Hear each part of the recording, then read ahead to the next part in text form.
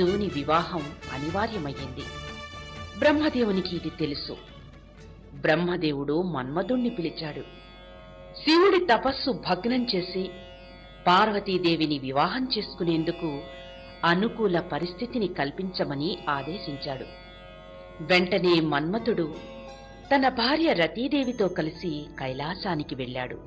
తపస్సులో మునిగి ఉన్న శివుడిని చూసి మన్మథుడు భయపడ్డాడు. శివుడి తపస్సు ఎలా భగ్నం చేయగలనా అని ఆలోచించాడు. శివుడికి పార్వతీదేవి పూజ చేసే సమయంలో ఆయన మీద బాణాలు వేశాడు మన్మథుడు. తపస్సు భగ్నమైన శివుడు కోపంతో మూడవ కన్ను తెరిచి చూడగా ఆ కంటి నుంచి వెలువడిన మంటలలో మన్మథుడు కాలిపోయాడు. తిరిగి తపస్సులో మునిగిపోయాడు శివుడు. జరిగింది చూసి భయపడిన పార్వతి కేవలం భక్తి ద్వారానే పరమేశ్వరుణ్ణి భర్తగా పొందగలను అనుకుంది.